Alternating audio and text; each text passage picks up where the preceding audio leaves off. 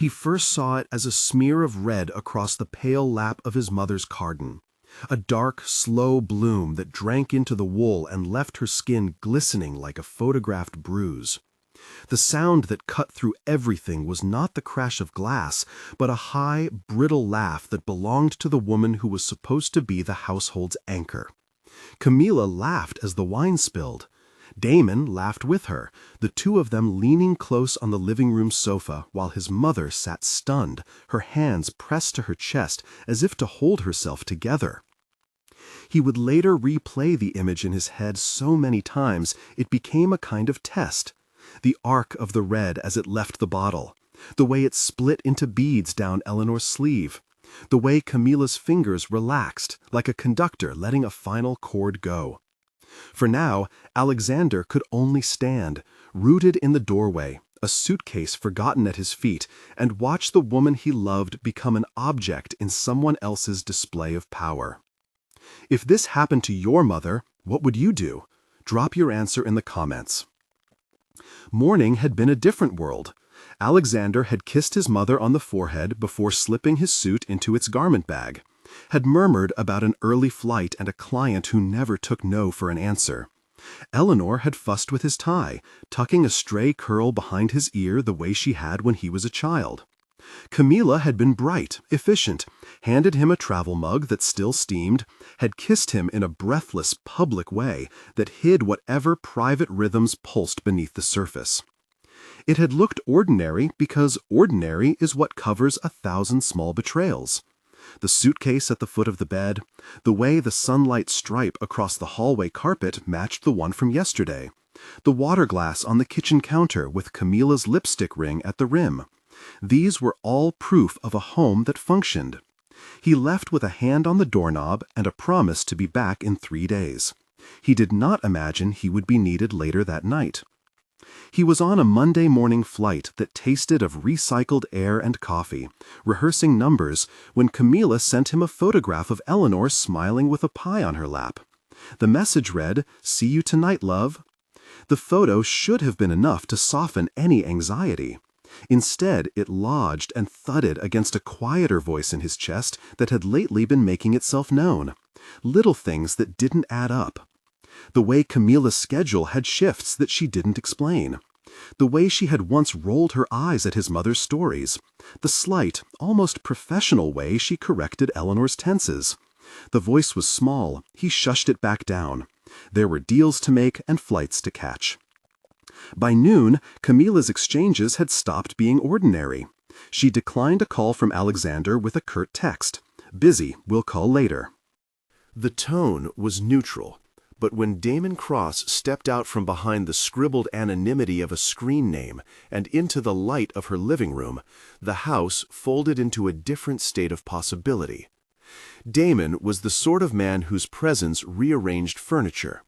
He had been a colleague of Camilla's at the firm where she'd taken a role that paid more than his, the sort of place that attracted people who could smooth over any awkwardness with the right kind of charm. He arrived at the Pierce home not with the furtive energy of a secret fling, but with the casual entitlement of someone who believed their place was already assured. He dropped a bag by the door, slipped out of his jacket, and took the couch like a man coming back to a room he owned. They had barely closed the door behind him when Camilla's smile changed from hospitable to conspiratorial. She moved like a woman who had memorized every rhythm of theater, the tilt of her head, the way she placed his drink on the low table, her knee brushing his during a laugh. Alexander's calls went straight to voicemail. His messages, "Where are you? Is everything okay?" morphed into a string of increasingly anxious texts that were met only by read receipts and silence. Eleanor arrived late afternoon as the sun was softening. She came with a large handbag, a knitting project, and a determination to spend the week with her son because she had not wanted to be alone that weekend. She expected her son's home to be what it had always been, warm, a radio playing softly in the background, the dog asleep on the rug. She expected Camilla to greet her kindly, to ask about the pie she had brought, to hand her a cup of tea and ask whether she wanted the TV on. Camilla greeted her the way actors greet an understudy, Hospitable but precise, hands that moved with purpose, a voice that placed the right emphasis on care. She took Eleanor's coat, hung it, adjusted the throw over her shoulders. The little lies began then, each one tiny enough to be explained away. Camilla offered Eleanor a place to put her phone while she settled, a pocket emptied with a friendly, "Let me put that on the charger for you." When Alexander called again, a single ring in the lobby of her phone, Camilla said, "He's in meetings all day. He'll call when he lands." She used his name like a promise. Isolation is not always loud. It is often a patient architecture of small removals. The phone in another room, the newspaper folded in a way that hides the world, the invitation to stay in while others go to dinner. Camilla seemed Eleanor into dependence by making care synonymous with control. She would volunteer for tasks, fetching water, adjusting the blanket. And when Eleanor reached for the remote or the phone, Camilla's hand would be there first, gentle enough to pass for affection, firm enough to redirect. Night found the house quieter than it had any right to be. The dog had been walked to the block and back, the neighbor's lights had blinked out, and the soft hum of the refrigerator marked time like a metronome. Eleanor, who had never been one to sleep early, sat up knitting a slow row, listening to the house breathe. She heard footsteps downstairs that were not the measured pauses of a house at rest, the laughter that rose and fell like a recording. She stood and padded toward the stair, the banister cold under her palm. She found them in the living room, the scene small and private and easier to ignore than to confront. Camilla and Damon were on the sofa, their silhouettes pressed together in a way that made Eleanor's breath catch. For a moment there was the flinch that comes when one is suddenly seen as not the center of the world. Eleanor cleared her throat. Damon's face tightened. Camilla's smile thinned into something like calculation. "Mother," Camilla said, the words shaped with a courtesy that did not reach her eyes. "You shouldn't be up." Eleanor's protest came out like a chirp. "I just wanted," she began. She tried to bridge the ordinary to the extraordinary. "I wanted to make sure Alex landed okay." "You worry too much," Damon replied, as if practicing tone for an audience. "Go back to bed. We'll make some tea." The command was not loud. It did not have to be. It was the way a person with influence rewrites another's options. Eleanor retreated. The careful autonomy of her evening eroded. When she reached the hallway, she realized her phone was not in her bag. It had not been left by accident. Camilla had taken it under the pretense of charging, calling it out with a neat, "Let me, your battery looked low." The device hummed in a drawer like a stilled bird. That night, what began as an attempt to silence curiosity became a pattern of humiliation. It started with small tests. "You shouldn't wear that cardigan. It makes you look old," Camilla said one afternoon, rolling the word old as if it were not a wound. It turned into tasks designed for degradation. Eleanor was told to sit at the dining table and read passages aloud, to recount family stories in a voice that Camilla could interrupt at will. Damon watched as though performance were entertainment. His comments were edged with a mock tenderness that made Eleanor fold in on herself. Then the wine. They called it a game when it began. Camilla insisted that Eleanor taste a rare vintage, coaxing her to sip, to be included. Eleanor accepted, flattered at first by the attention. Then Camilla took the bottle and, to a tight little sound of laughter that might have been a cough, tipped it and let the liquid stream over Eleanor's hands and then, deliberately, down onto the fabric of her lap. The wine soaked into the wool, creating a spread like a shadow. It was not an accident. Camilla's eyes were bright with a cruelty that had been rehearsed. "You shouldn't have come," she said, in a voice that tried to be casual. "You don't know when to stay out of people's lives." Damon murmured in agreement. "As long as she's alive, she's a threat to me," he said, a line that stuck in the air like a bone. It was casual, as if discussing the placement of furniture, but the threat in it was clear and cold. Alexander, standing in the doorway, felt the sentence anchor in his chest the way an icicle finds a thin place in skin. He had known Damon was not a man to be trusted. He had not imagined he would hear words like that spoken about his mother. If anyone had been watching from a distance, they would have seen Alexander take a step and then stop. In other versions of this moment, the ones that play out in television dramas and cheap revenge fantasies, he would have barged in, untied a fist from the throat of the household, and hurled Damon into the street. In his head, those scenes surged like an old movie, fists and glory and a neat resolution that would be over by the time the credits rolled. He did not move.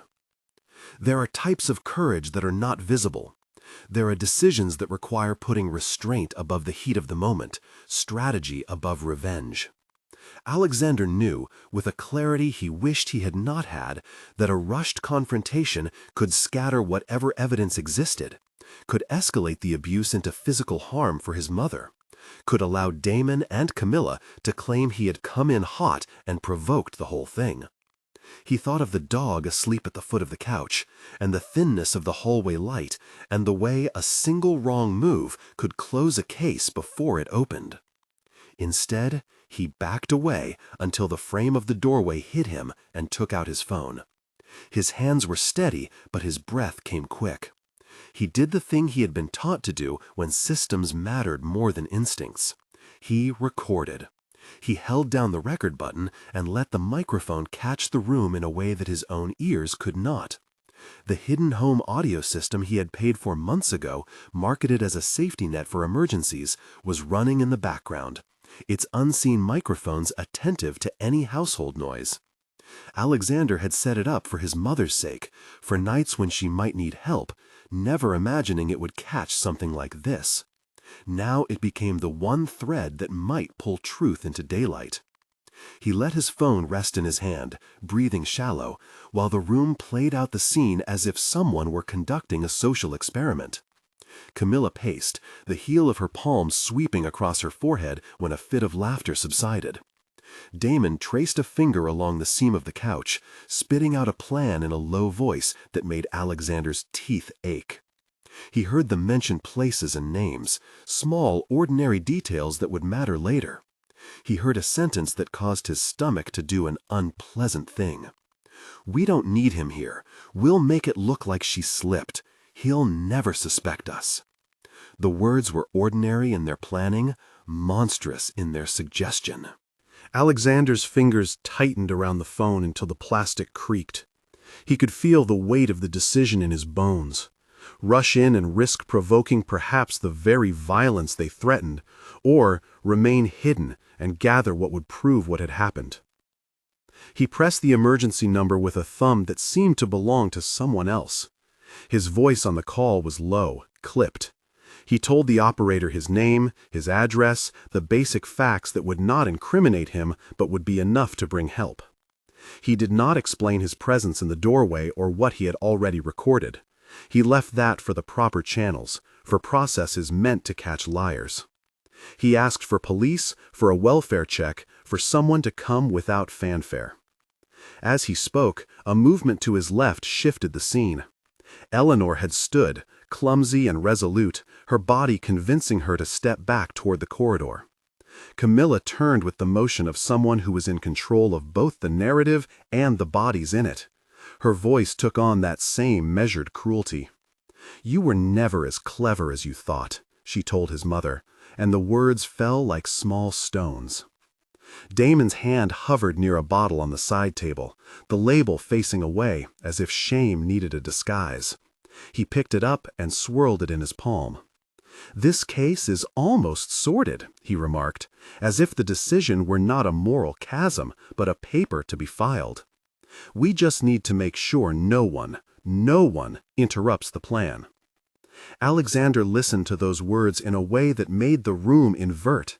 His world narrowed to the tiny microphone in his hand, to the faint buzz of the living room light, to the fabric of his mother's cardigan, now streaked with a red that would not wash out and would not be explained away by polite sentences.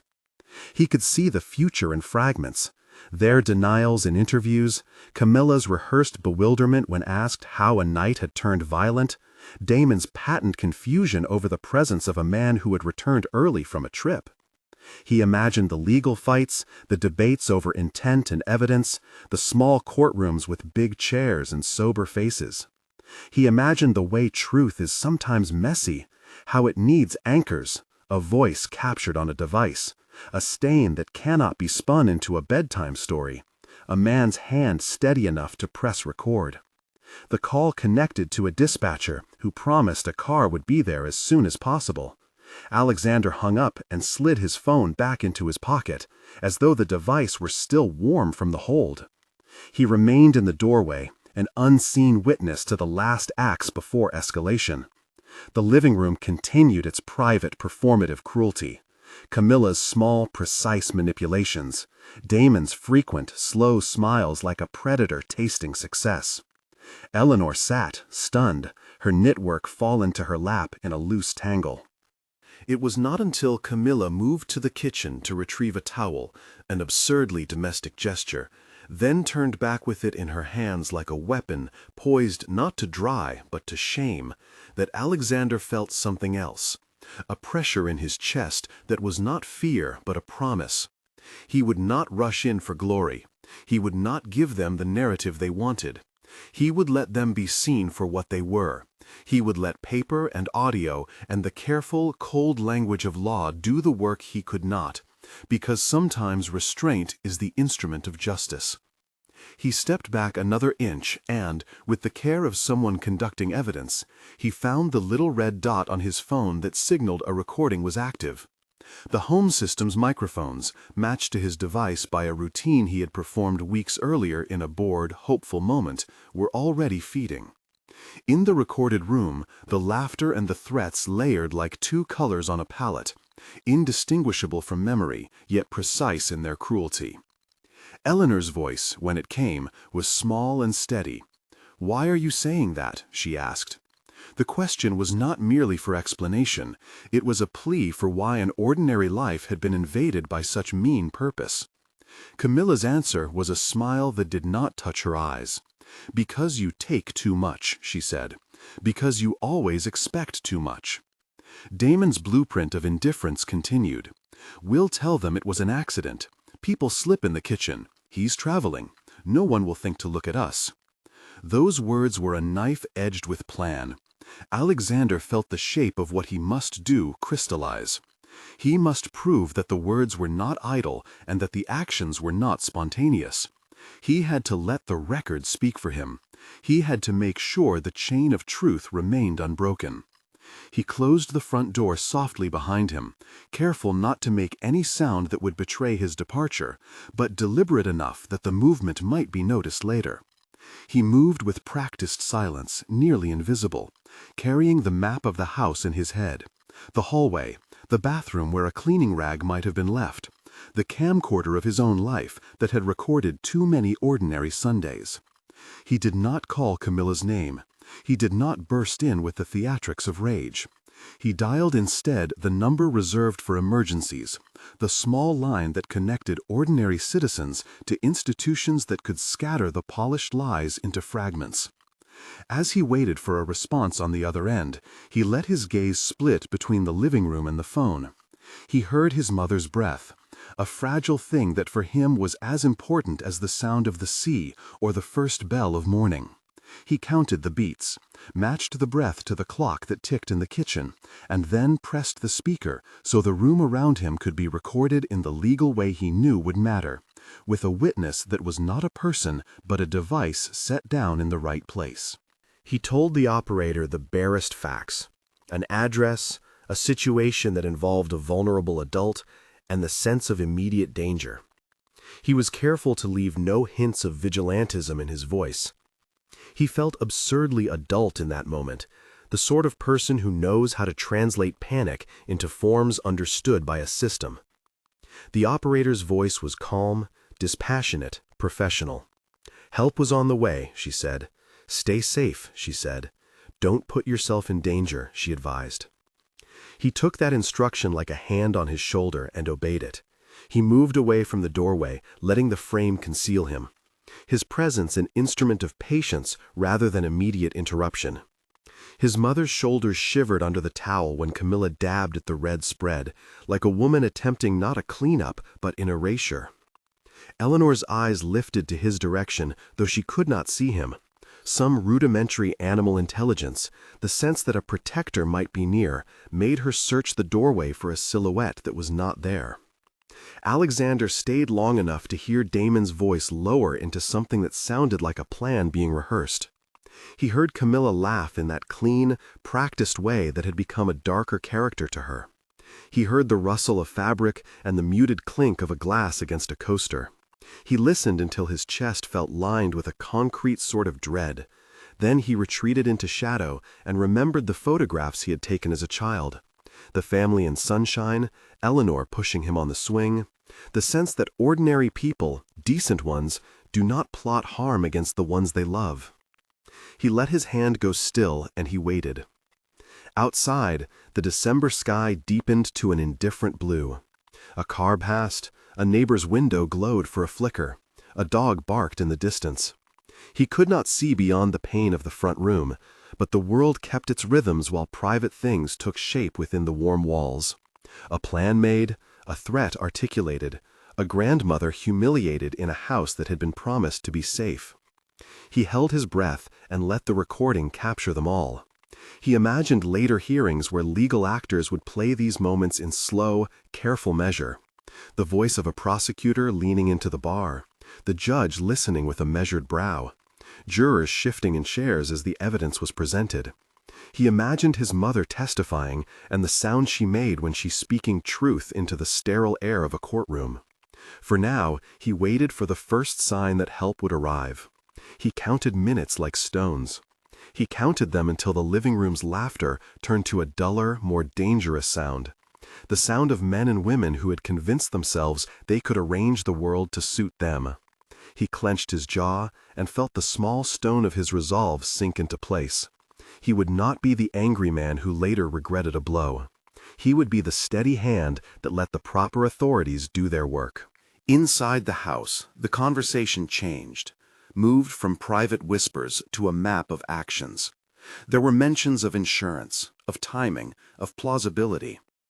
Eleanor's knitting lay in a heap, the yarn a loose, bright coil. Her hands trembled as she tried to pick it up. Camilla, with that efficient cruelty, reached out and smoothed the yarn as if it were her own handiwork, as if she were somehow entitled to reorder the fibers of other people's lives. Alexander heard his mother murmur his name, soft and urgent. He wanted to answer, to brave the living room and take them both out of the scene, to lift Eleanor into his arms and clamp the world back into place. He heard Damon say, with a cruel, self-satisfied calm, "We'll take care of everything. You won't have to worry." But he had already chosen a different path.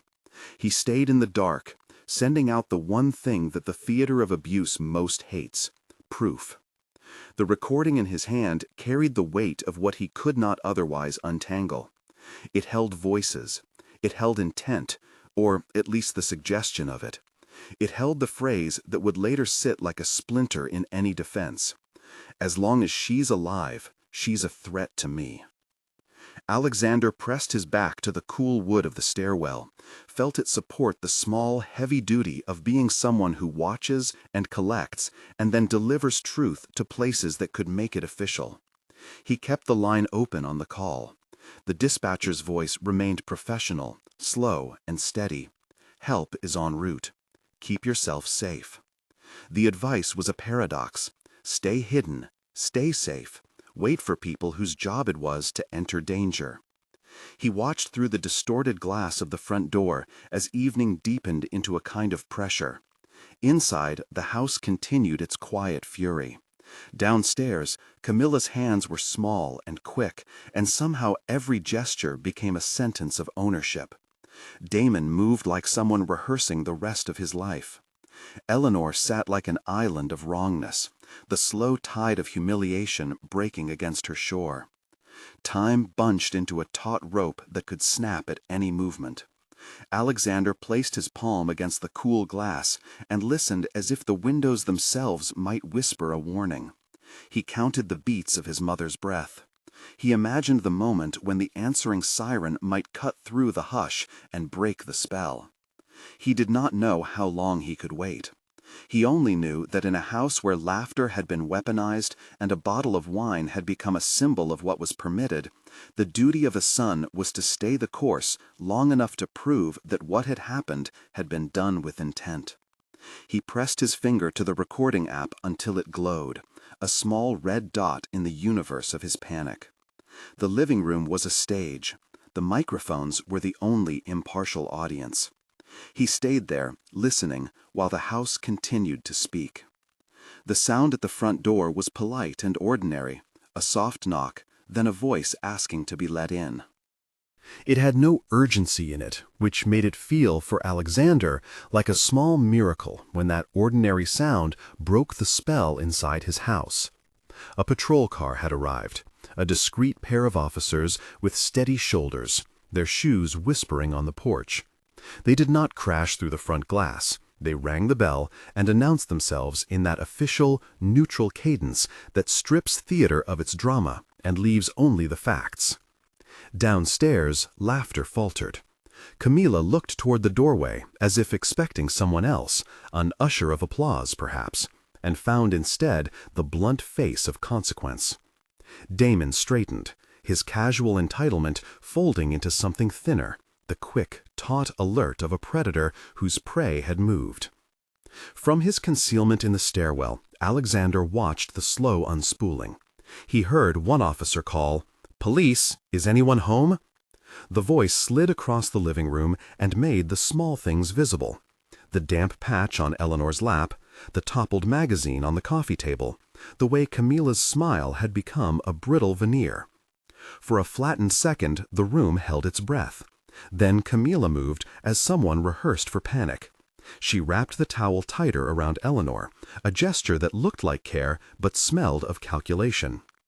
When the officers stepped inside, they did what officers are trained to do. They prioritized safety, asked simple questions, and took in the scene without commentary. Alexander felt the world tilt toward something practical. He stepped from the stairwell as the officer's shadow fell across the threshold. He did not have to announce himself. His presence was already the center of the tableau. Eleanor's eyes found him with the immediate gravity of a child finding a parent in a crowd. Relief flowed across her face like sunlight. "Are you all right?" one officer asked, directing the question to Eleanor, as if protocol could be gentleness. Her answer came as a nod, an animal recognition of being seen. Camilla's face, when the officers looked at her, was a work of composed indignation. "We invited the police in," she said quickly, as if coding the moment with a plausible cover story. "There's been an incident. My husband left on business and returned unexpectedly. We're all shaken." Shift and small distance. Camilla's words were measured, but the officers had learned to listen for the gaps. They moved to secure the house, asked each person for identification, and then requested statements. Damon, who had been trying to smooth a face into normalcy, bristled and asked loudly where they'd gotten the idea to involve the police. The officer kept his hand near his radio and said, "Calm. We're looking into a report of a vulnerable adult being harmed. We'll need to ensure everyone's safety." It was not the theatrical arrest Alexander had imagined in his head when adrenaline made fantasy patriotic. The officers were methodical. They separated the living room into small theaters. One officer tended to Eleanor and offered a blanket and water. Another asked Camilla and Damon to remain in place. A third stepped into the kitchen and glanced at the towel, the wine glass half full, the smear on the cardigan. Camilla's composure thinned when an officer asked about witnesses. Had anyone else been present? And when the wording of the question shifted toward intent and planning, she bent her script into exasperation. Damon, less practiced, gave a small laugh that sounded brittle under the uniform's gaze. He moved as if to suggest they could leave, but an officer blocked the doorway with the polite firmness of someone whose next move is procedure. "Ma'am," an officer said to Camilla, "we have reason to believe a vulnerable adult may have been harmed here. We'll need to take some statements and we're going to secure electronic devices." Alexander's stomach danched. He had not wanted to risk making a scene, but the moment had arrived where devices mattered more than discretion. He stepped forward and offered the small, trembling microphone in his pocket. He told the officer that he had recordings, his own phone, which had been capturing the room, and the home's audio system. An officer took it from him and, without drama, put it in evidence-bagged custody. It was a solid, bureaucratic movement that felt, in its quiet, like redemption. Within minutes, the living room held a new kind of choreography. Officers photographed the scene, made notes, and escorted Camilla and Damon, politely but unambiguously, to the patrol car. There were no handcuffs at first, only an order to remain and a request that felt like a hinge. "You can come down to the station and give a formal statement." Camilla looked like a woman who had been asked to play a part she hadn't quite learned. Damon tried, in a thin voice, to claim confusion. "I don't understand," he said. This is being blown out of proportion." The officer's face did not change. "We have a vulnerable adult claiming harm and an eyewitness reporting threats," he said. "We have cause to investigate." The moment the patrol car door closed, Eleanor leaned toward Alexander and gripped his sleeve so tightly his hand went numb. Her fingers were small and strong in their own way, the memory of a mother's hold. She did not speak, she did not need to. The officers checked her for injuries with a practiced discretion, no graphic invasion, only a careful, curt observation, and then offered to accompany her to the hospital for a precautionary check. She declined. She wanted instead the familiar contours of her home to be the first place of healing. At the station, the routine took shape like a slow machine grinding toward accountability. Camilla and Damon were interviewed separately. Alexander gave his recorded files and his statement.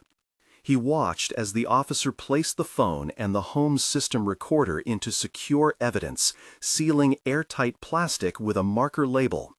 There was a prosaic sanctity to the act, the same sort of ritual one imagines in cathedrals. Small, official gestures that convert the private into the public ledger. Days followed in a collage of paperwork. An investigator visited the house with gloved hands and a careful eye. They retrieved the bottle used in the humiliation, the towel, and the wet cardigan for the record. They catalogued the living room cushions and took photographs of every angle. For Alexander, each image was a small monument to what had happened. A photograph is a thing that proves a pause in time, a witness that refuses to be polite. At home, Eleanor's world recentered around slow, careful rituals. She slept in the spare room at first, the hum of the outside world muffled by curtains, and Alexander did the small kindnesses that begin healing, reheating soup, turning on an old radio that played songs from her youth, sitting quietly with her while she worked on a fresh row of knitting. He avoided the triumphant gestures so common in crime dramas. There was no rejoicing over the capture of Camilla and Damon, only a steady commitment to reweaving a life that had been pricked. The prosecution was deliberate. Charges were filed: elder abuse, assault, and conspiracy to commit harm. The decision to add conspiracy was not poetic but practical. The recording had given them evidence that the act had not been spontaneous. The state assembled a case file that leaned heavily on the audio capture. Alexander's phone and the home audio system had recorded a conversation that, when paired with the photographs, painted a dangerous picture. There were emails and text messages showing Camilla and Damon communicating privately, and neighbors who described odd comings and goings. The defense, predictably, argued otherwise. An unfortunate escalation, Camilla's attorney insisted in a pretrial hearing, but not indicative of intent to harm. He called Camilla's demeanor flustered, Damon's remarks reckless talk. They framed the night as chaotic and claimed Alexander had misinterpreted a social situation. But the prosecution had a thread of evidence unspooled across the night, the tape that Alexander had begged to preserve. The file was submitted for forensic analysis. Technicians confirmed timestamps, and chain of custody was meticulously recorded. The recording was not cinematic audio layered with clarity. It was domestic sound, muffled laughs, soft footfalls, words said in ordinary tones that gained weight precisely because they were ordinary. Weeks later, in a courtroom that smelled of old wood and dust, the audio was played for a jury. The prosecutor rose, voice steady, and asked the court to consider the scene not as a single flash of cruelty, but as an architecture of planning. "Listen," he said, and the system broadcast the living room back into reality. For a moment, the room listened like a held breath. The clip was short but devastating. Camilla's controlled laugh, Damon's cold line, "As long as she's alive, she's a threat to me." In another clip, clearly captured as they spoke with the blasé cruelty of conspirators, Damon said, "We'll tell them it was an accident. People slip in the kitchen. He's traveling. No one will think to look at us." The jury stirred. The audio was not a sensation. It was a cumulative weight. It anchored a narrative of intention. The prosecutor let the silence sit after the playback, then walked the jury through the small logic of the night. The intercepted calls, the isolated phone, the physical evidence, and tied each piece to the broader moral point. This had been not an isolated indignity, but a considered attempt to silence a vulnerable person. The defense tried to chip away. They called witnesses who described the home as, until that night, ordinary. They argued for alternative explanations. "Context matters," Camilla's counsel said. "A fight between adults, a lapse in judgment, no intention to cause lasting harm." But the recording refused to be spun into mere slip or lapse.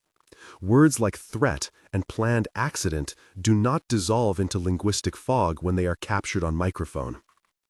The courtroom scenes were raw in a different way than the living room had been. You could see the jury's faces, people listening and adding fragments to the ledger of civic responsibility.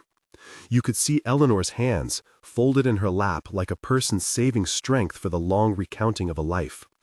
She testified with a voice that trembled but did not break. She described humiliation, the sinking sense of being pushed out of the center of a life she had known. She did not seek vengeance. She sought only to be seen as someone to be protected. Camilla did not testify in detail about motive. The defense advised restraint. Damon, when called, offered a guarded denial, his cheeks hollowed in the bright interrogation of court lights. There was no melodrama, no public screaming confessions, only the steady unspooling of the state's case and the defense's attempts to cast doubt. The jury retired for deliberation, and the hours that followed were taut.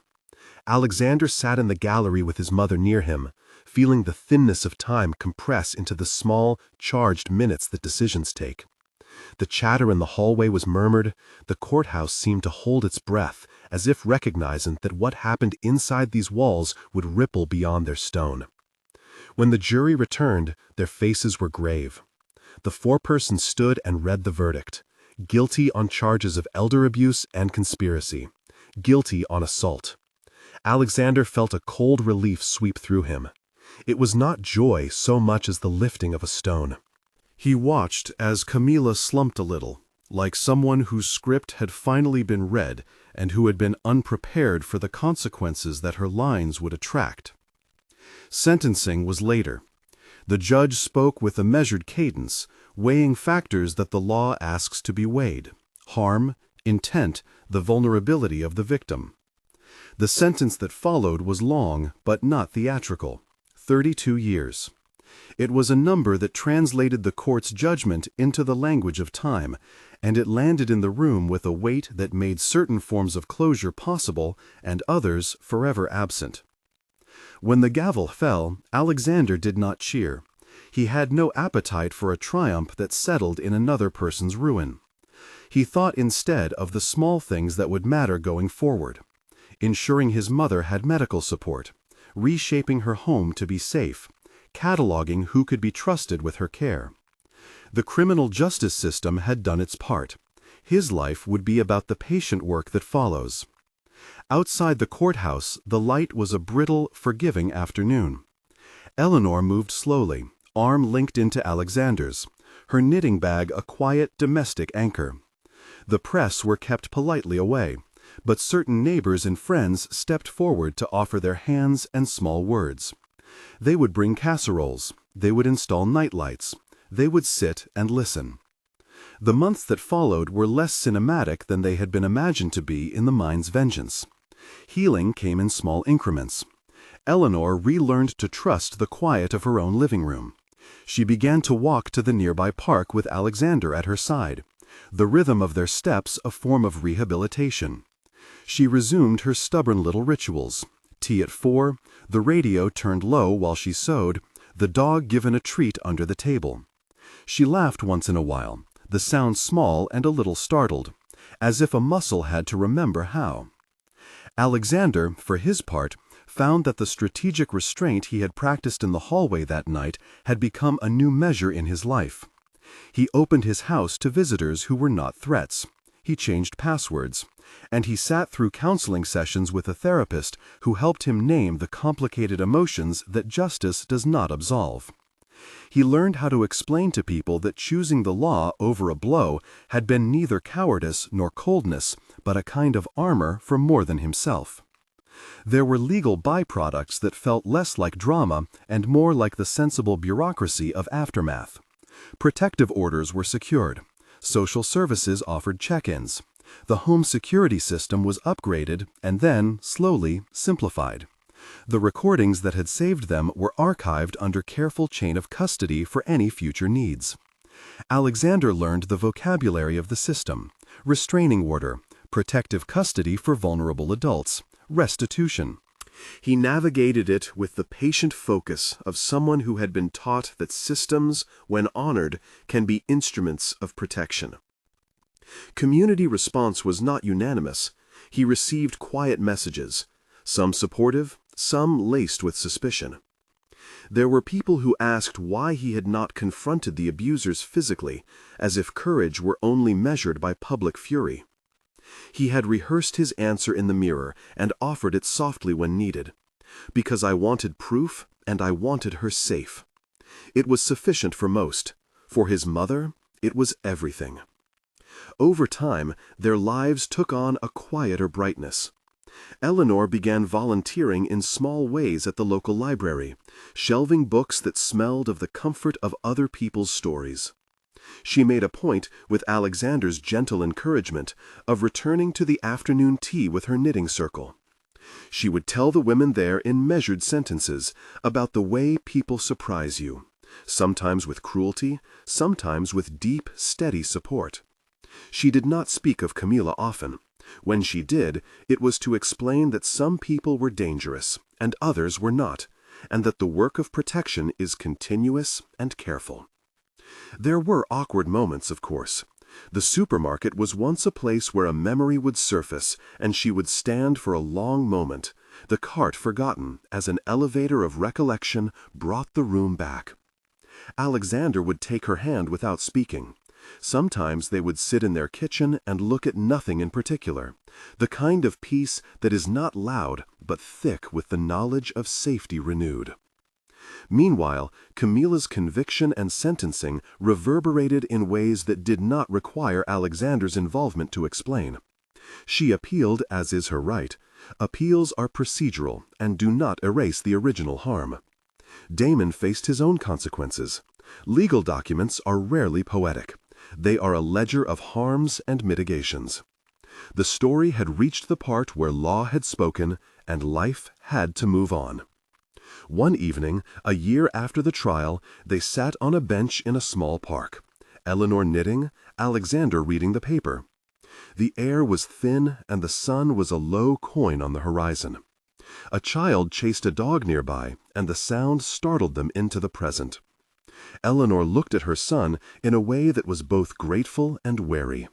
Grateful for the justice that had been secured, wary because wounds leave themselves as thread in the fabric of a life. "You did what you had to do," she said quietly. "You kept me from feeling like I was the only one to blame." Alexander folded the paper and put it aside. "I couldn't have done it without you," he replied. "You were brave in ways I only get to see now." They did not say everything. They did not list all the ways the night had changed them, because some truths are too delicate to be catalogued in conversation. They sat together and let the silence form something like a shared promise. The ordinary kind, with errands and cooked meals and familiar rhythms, is not insignificant. It is a low, steady drum that keeps life moving and gives weight to recovery. In the months that followed, Alexander took steps to protect others in ways that were small and structural. He helped a neighbor who had an elderly mother install a simple lock and line for welfare checks. He spoke at a small community meeting about recognizing signs of elder abuse, not as a hero, but as someone who had seen a thing and wanted to teach prevention. He emphasized restraint and procedure: call the police, document, protect. He urged neighbors to be the kind of presence that erodes isolation, because isolation is the raw material of control.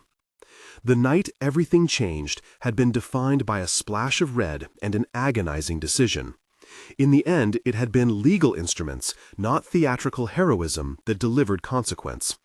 Alexander's choice to record, to call, to wait, and to hand over the recording to authorities had grounded a conviction. The law had acted, and the moral ledger had scored a verdict that made space for healing. On a quiet afternoon, with the dog asleep under the table and Eleanor humming a snippet of an old song, Alexander found himself walking through the house and pausing at the living room window. The sofa still sat there, innocuous now. The coffee table held a vase of flowers, fresh and unshowy. He thought of the way memory curdles and then clarifies over time. He thought of the small courage it takes to wait for the right moment to act, even when the heart screams for immediate violence. He would always carry the image of the wine spilling like a dark bloom across his mother's lap, but that image had altered. It was now the starting point for change rather than the final provocation. The recording that had held their voices like a net had been the hinge. The court's sentence, the mechanism that allowed them to step into a future where trust, though fragile, could be rebuilt. When viewers ask themselves what they would do if faced with a similar betrayal, the question is both moral and practical. Would you risk a violent confrontation?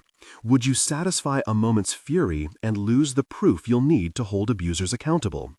Alexander's answer was not a heroic myth, but a cautious blueprint.